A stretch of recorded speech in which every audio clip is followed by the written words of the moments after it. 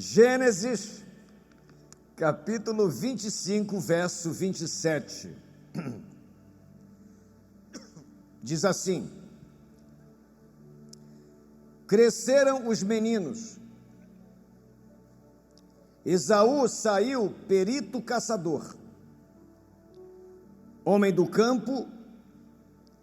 Jacó, porém, era um homem pacato, vivia na casa, nas tendas, era caseiro. Isaque, o pai dos meninos, amava a Esaú, porque ele se saboreava de sua caça.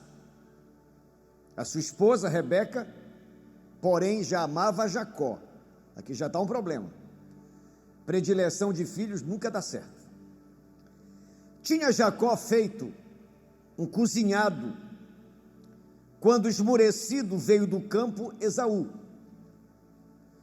e lhe disse: peço-te que me deixes comer um pouco desse cozinhado vermelho, pois estou esmorecido. Daí chamar-se Edom. Disse Jacó: vende-me primeiro o teu direito de primogenitura. E ele respondeu, Esaú respondeu: estou a ponto de morrer, de que me aproveitará o direito de primogenitura? Então disse Jacó: jura-me primeiro. E ele jurou, e vendeu o seu direito de primogenitura a Jacó. Deu, pois, Jacó a Esaú pão e o cozinhado de lentilhas. Ele comeu, bebeu, levantou-se e saiu. Assim, desprezou Esaú o seu direito de primogenitura. Digam todos amém. Põe a mão no seu coração, por favor, feche seus olhos e peça a Deus que fale com você. Peça a Deus que fale ao seu coração. Pai querido, nós lemos o texto da Tua palavra, essa história interessantíssima da Tua palavra, e pedimos graça, sabedoria, unção, poder, para falar do texto e para ouvir a Tua palavra. Para além da voz de quem prega, Senhor, que cada um que está aqui, teu filho, tua filha, os jovens, as crianças, ouçam a tua voz. Essa voz que, quando é falada, nós percebemos com muita clareza. Que os nossos ouvidos físicos, espirituais, escutem a tua voz. Fala conosco poderosamente, em nome de Jesus. Digam todos amém. Vamos aplaudir o nosso Pai Celestial. Eu quero falar nessa noite sobre o tema abrindo mão de sua herança. Se eu tivesse de dar outro tema para esse texto, eu daria: que prejuízo. É uma história de dois irmãos gêmeos, Esaú e Jacó, filhos de Isaque e Rebeca. Esaú era um caçador, exímio caçador, habilidoso caçador. Era aquele jovem que ia para o campo caçar, trazer alimento para sua casa. E o pai dele era encantado com a habilidade do filho. E além da habilidade, o resultado dessa habilidade, que eram as caças que ele trazia para casa. E o Isaque ficava se alimentando dela. O outro irmão, Jacó, era mais caseiro, mais pacato, não saía muito, mas muito esperto, muito inteligente, era muito amado pela sua mãe. É aquele filhinho que ficava perto da mamãe, que sempre acontece. E acontece um episódio entre eles que eu quero discorrer nessa noite.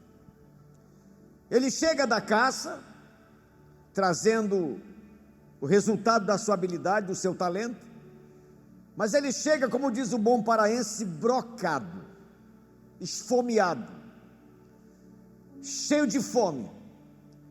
Ele se aproxima do seu irmão Jacó e faz um pedido, porque Jacó estava fazendo um cozinhado, uma sopa, um guisado, alguma coisa de lentilhas. E ele pede a Jacó que lhe dê um pouco de comida. Jacó, muito esperto, disse: olha, eu não vou te dar não, mas se você me vender, a gente negocia.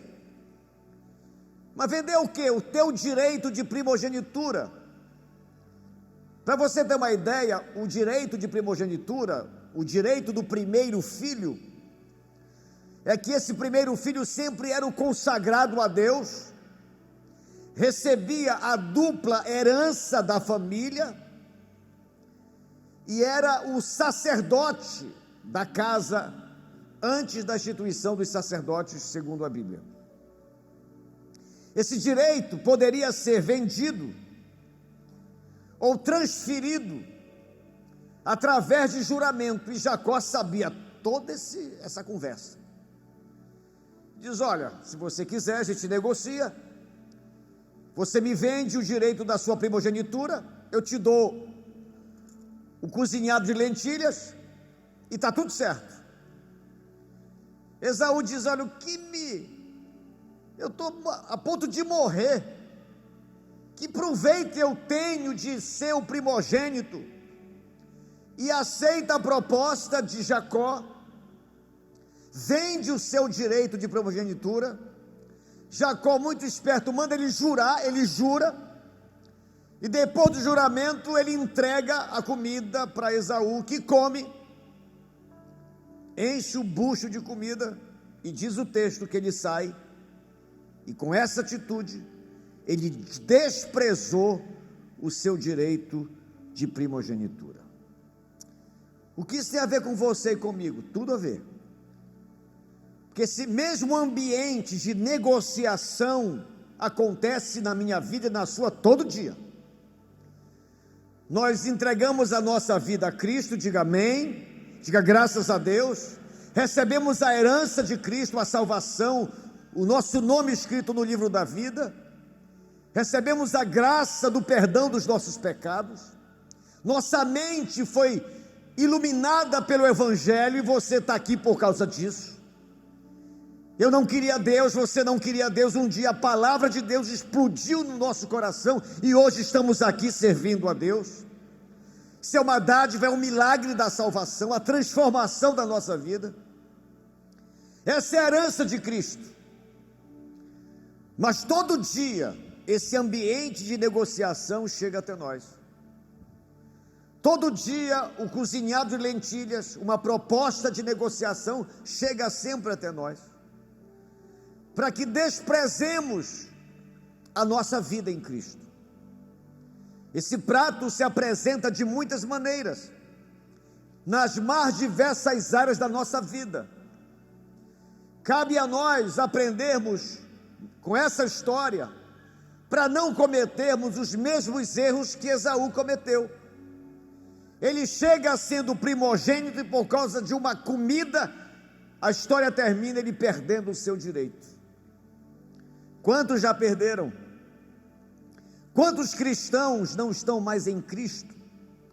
Não estão mais na igreja, estão desviados, afastados, desligados da comunhão, não tem mais relacionamento com Deus. Nessa hora, no domingo à noite, estão por aí, porque nesse ambiente de negociação que é apresentado a mim e a você todo dia, eles que não estão aqui, cederam à proposta do inimigo, e também perderam a sua herança. Como nós estamos aqui, diga graças a Deus por isso, vamos aprender sobre isso, porque não é difícil acontecer um deslize e negociarmos mal a nossa herança em Cristo.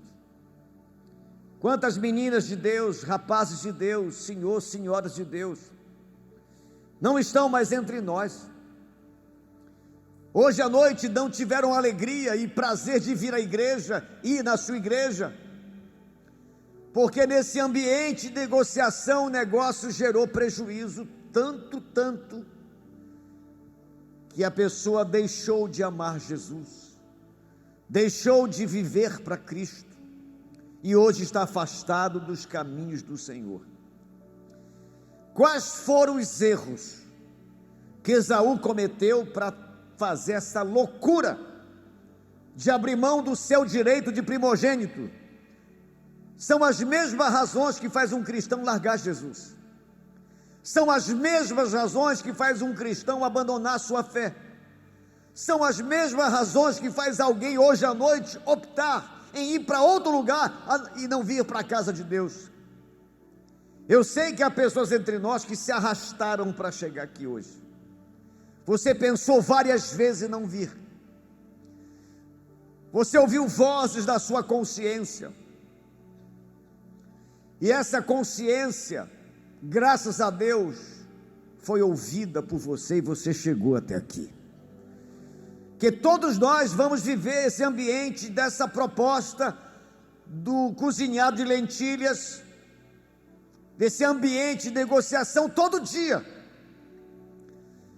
E o prejuízo de Esaú foi gigantesco, e o nosso pode ser também. Como evitar isso? É não cometendo os erros que Esaú cometeu, e basicamente são 3.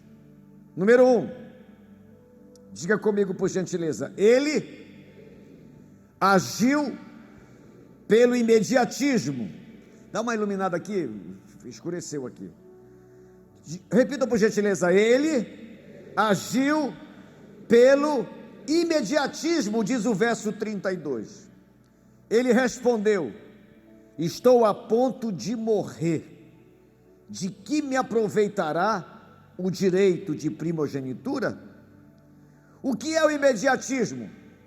É a tendência de agirmos em função de uma vantagem momentânea, sem considerar o prejuízo do futuro. O prato chega, a proposta chega, para aquele momento parece ser vantajosa, e se nós cometermos o erro de Esaú, seremos imediatistas. O problema é resolver aquilo agora, sem pensar na duplicata que vai chegar amanhã. Quem age pelo imediatismo geralmente vai ter que lidar com uma duplicata cara no amanhã. O imediatismo é muito arriscado. O que é que ele faz? O imediatismo nos deixa cego quanto ao futuro por meio de uma necessidade presente. Eu vou repetir isso. A pessoa imediatista, ela fica cega por seu futuro por meio de uma necessidade do presente. Ela quer resolver a bronca agora, não quer saber o quanto vai custar amanhã. Foi isso que Esaú fez.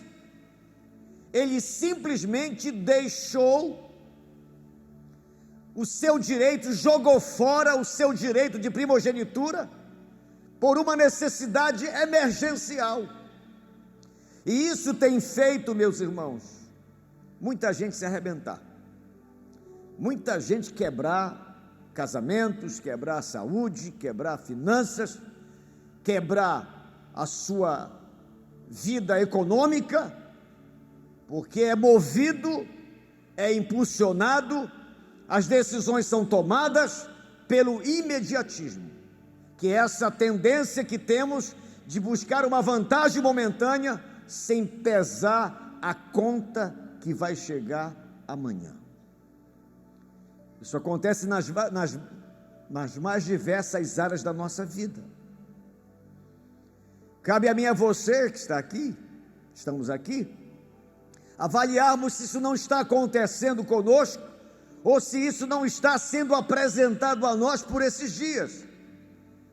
Você precisa de algo e sabe no íntimo do coração que aquilo realmente não será bom no futuro, mas a necessidade de hoje é tão forte que você fica cego para aquilo que vai chegar amanhã.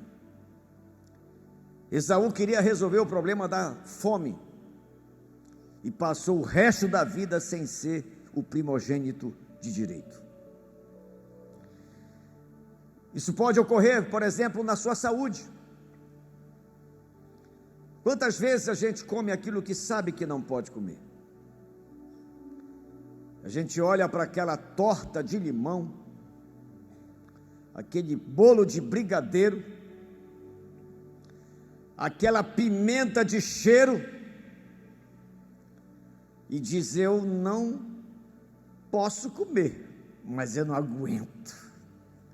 Aí a gente cede um impulso, cede uma necessidade que temos, de um desejo pessoal, aí depois chega no exame, colesterol alto, glicemia lá em cima, pressão alta, diabetes, tudo porque agimos pelo nosso imediatismo. Quem quer ser feliz aqui? Então diga para o seu irmãozinho: irmão, te acalma, irmão, vai devagar que a duplicata chega. Amém, meus irmãos? Segunda coisa, segundo erro de Esaú, segundo vacilo de Esaú, repitam por gentileza: ele foi afoito na hora da fraqueza. O verso 29 diz que Jacó tinha feito um cozinhado, quando esmurecido veio do campo Esaú e lhe disse: peço-te que me deixes comer um pouco desse cozinhado vermelho, pois estou esmurecido. O que é uma pessoa afoita? É a pessoa apressada, precipitada, ansiosa demais. E quando junta tudo isso com a fraqueza, o desastre é certo. Às vezes você está meio carente em algumas áreas da sua vida, e isso é uma fragilidade do ser humano, e todo ser humano tem essa fragilidade, e às vezes essa carência pode te levar a comer cozinhados de lentilhas estragado, que vai te causar muito dano. Eu tenho visto muitas pessoas sofrerem, não porque não tem a bênção de Deus, não tem a vitória de Deus, porque eles estragaram o seu direito de primogenitura, estragaram a sua herança, estragaram um lado da sua vida. E esse afoitamento tem feito muita gente na fraqueza cometer verdadeiros absurdos. Eu tenho às vezes atendido pessoas com problemas sentimentais, e eu já ouvi várias vezes: pastor, se ele não me quiser, eu vou me matar. Eu digo: mas como? O cara não te quer, te desprezou, te chutou, e você vai se matar por ele? Não, querida, a fila anda. Não faça isso, ele não merece um pingo da tua lágrima, ainda mais da tua vida. Então tem muita gente assim afoita, precipitada. Você sabe que as tuas economias estão organizadas, você vai no shopping e olha aquela bolsa, respira fundo, sabe que está enrolado, deve para 2 pessoas, Deus e o mundo, mas é precipitado e comete esse afoitamento que Esaú cometeu. Foi precipitado demais, fez uma negociação errada, negociou de forma impensada, precipitada, ansioso demais. Irmãos, a ansiedade nunca foi, nunca será uma boa conselheira. Ansiedade geralmente é ausência de fé. Quando você se sentir muito ansioso, é porque o seu nível de fé caiu. E esse é um perigo muito grande, porque quando o nosso nível de fé cai, a possibilidade de sermos afoitos e apressados e precipitados cresce muito. Essa possibilidade é dito no texto por 2 vezes que ele estava brocado, esmurecido, fraco naquele dia. Repita essa frase: fraco naquele dia. Na nossa fraqueza, fazemos coisas que o nosso bom senso diz que não devemos fazer. É por essa razão que a Bíblia nos adverte sobre o dia mau. Todos nós temos um dia mau, um dia de fraqueza. Nessa hora cabe a mim e a você deixar que a boa consciência, que a Bíblia fala sobre Himeneu e Alexandre, 2 rapazes, que por não darem atenção à sua boa consciência, naufragaram na fé. O que é essa boa consciência? É uma buzina que Deus colocou dentro da gente, que Ele avisa, pá, pá, pá, cuidado, perigo, perigo. Quem lembra do Braguinha? Quem é do tempo do Braguinha, do rádio? Tem gente do tempo? Pois é, o pessoal antigo sabe o que eu estou falando, que era um cara que contava mentira, mentira, mentira, mentiras, e de repente no final, era um programa de rádio, era um quadro no programa de rádio, no final aparecia a voz da consciência dele, Braguinha, Braguinha, ele começava a chorar, já tem tudo de novo para me perturbar. A boa consciência não perturba, ela te alerta e te protege. Foi Deus que colocou isso na gente, essa buzina. Não apague essa buzina da sua mente, que você vai ter muita vitória, em nome de Jesus. Digam todos amém e aplaudam o Senhor. Quem se torna, escute isso é no negócio, é na saúde, é no casamento, é em tudo. Quem se torna afoito na hora da fraqueza, fica para trás em tudo. Toda pessoa precipitada fica para trás. Esaú começa como o primeiro e termina como o segundo. Não é mais o cabeça, não é mais o destaque, se torna cauda e não cabeça. Toda pessoa precipitada vai ficar para trás. Vai ficar para trás significa prejuízo no relacionamento, prejuízo nas finanças, prejuízo na saúde, prejuízo na família, porque foi afoito e precipitado demais. Tome cuidado, evite viver uma vida cristã fraca, enfraquecida, porque isso pode nos levar a fazer a negociação errada e ter um tremendo prejuízo. Por isso que Paulo disse a Timóteo, que era o filho na fé dele, fortifica-te na graça que está em Cristo Jesus, isto é, busca força em Cristo, te fortalece em Cristo, não comece o dia sem a força de Cristo, não enfrente suas demandas, suas batalhas sem a força de Cristo, porque no dia, se o diabo nos pegar num dia de fraqueza, a chance da gente tomar o cozinhado, a sopa de lentilhas é gigantesca, em qualquer área da vida.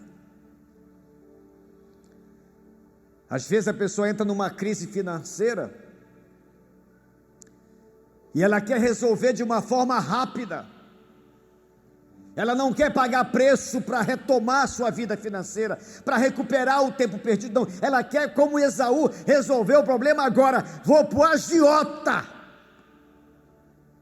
já era, para sair de lá só um milagre parecido com a ressurreição de Lázaro. Isso é nas finanças, isso é no casamento. Quantos casais se separaram por causa da precipitação? Quantos casais se deixaram porque um foi precipitado, afobado, afobada, precipitada, em falar, em dizer, em expor, em expressar. Pessoas que não têm o equilíbrio, não têm o cuidado, não têm a capacidade de pesar as palavras, de pesar suas ações, de pesar suas decisões. Entenda uma coisa, as decisões de hoje tocam o nosso futuro. O que você está vivendo hoje, o que eu estou vivendo, são consequências de decisões de ontem, de outrora. Por isso, cuidado com as decisões precipitadas, afoitas, ansiosas, movido por impulsos. Diga comigo: 1, 2, 3, 4, 5, 15, conte até 50, irmão, para tomar decisão. Se alguma coisa for apresentado a você, que não vai te dar tempo de pensar, de se aconselhar, de orar, não embarque nessa. Uma vez chegou um cara aqui em Belém, me ligou, disse: pastor Lorival, olha como o cozinhado de lentilhas é interessante, o diabo sabe fazer. Eu tenho um negoção para implantar aqui, e eu fiz pesquisa dos pastores de Belém, e o senhor é o cara. Eu digo: como assim eu sou o cara? Não, porque eu percebi que o seu perfil é ideal para o negócio que eu tenho. Eu disse: tá, e que negócio é esse? Ele disse: olha, eu só falo se o senhor me prometer uma coisa. O que você quer que eu prometa? Que o senhor tome a decisão agora, é pegar ou largar. Eu digo: larguei. Tudo que você não der tempo de orar, de se aconselhar, de pesquisar, eis que te digo, já era para ti. Por essa razão, cuide-se, se livre dessa precipitação e desse afoitamento. Terceiro e último lugar, terceiro erro de Esaú, que ele cometeu, que o fez perder o seu direito de primogenitura. Repitam por gentileza: ele não soube avaliar as circunstâncias. Diz o verso 32, que ele responde assim: olha só, como acontece isso conosco. Estou a ponto de quê? Ele ia morrer se não comesse? Ia nada. Se você ficar 30 dias sem comer, você não morre. Imagine um almoço. Ele fez a avaliação errada da sua necessidade, é aí que está o problema. É quando a nossa avaliação da nossa necessidade é feita de maneira errada. Eu não posso perder esse negócio. Por que não pode? Pode ser uma bronca, pode ser um problemaço para você. Não posso viver sem você. Por que não pode? Você nasceu só. Não posso viver sem esse homem. Claro que pode. Essa mulher é a mulher da minha vida. Não, ela é parte da tua vida, não é a tua vida. Você tem Jesus, tem família, tem trabalho, tem faculdade, é parte. Não, mas eu não consigo viver sem ele. Consegue. Esse é o problema. A gente faz a avaliação errada e por isso comete verdadeiros absurdos. Ele diz: olha, eu estou a ponto de morrer, que me vale essa primogenitura, que adianta eu ter se eu vou morrer? Ele não ia morrer não, mas ele avaliou erroneamente. Eu não tenho dúvidas que há pessoas entre nós cometendo esse erro. Você está envolvido em alguma coisa que você está fazendo a avaliação errada, e geralmente quando isso acontece, a gente vai ter prejuízo. Diga essa frase comigo: o pecado sabe como enganar. Ele sabe, ele é muito esperto. Então a avaliação errada fez Esaú jogar fora algo preciosíssimo, que era o seu direito de primogênito. Essa atitude parece quando queremos nos convencer de verdadeiros absurdos. É verdade. Quando a gente quer alguma coisa, a gente é capaz de se convencer de verdadeiros absurdos. A buzina da boa consciência é apagada por nós, é abafada. A gente começa a avaliar que não pode isso, não pode aquilo, não sei viver com isso, o que vai ser da minha vida. E isso nos leva sempre a uma negociação que vai produzir muitos prejuízos. Eu quero te aconselhar, meu irmão, minha irmã, porque amanhã, ou talvez daqui a pouco, o cozinhado de lentilhas vai ser apresentado para nós. Todo dia isso acontece. Quer negociar? Quer abrir mão da sua herança? Quer abrir mão da sua fé? Quer abrir mão da sua saúde, da sua família, do seu marido, da sua esposa? Quer abrir mão dos seus filhos? Toma aqui isso em troca. E eu concluo dizendo: Esaú, em troca de nada, em um momento impulsivo, para obter algo sem valor, sacrificando o que era valioso para satisfazer um desejo enganoso. Essa é a equação da derrota. E eu vou repetir: em troca de nada, trocar a herança por comida é bobagem. Em um momento impulsivo, para obter algo sem valor, fosse pelo menos um açaí grosso, mas um prato de lentilhas, sacrificando o que era valioso para satisfazer um desejo enganoso. Aprenda isso. Às vezes acontece esse desejo enganoso, a gente acha que é tudo para a gente. Sabe o que é tudo para a gente? É o Senhor Jesus. Ele é tudo para a gente. Fique em pé e aplauda o Senhor bem forte.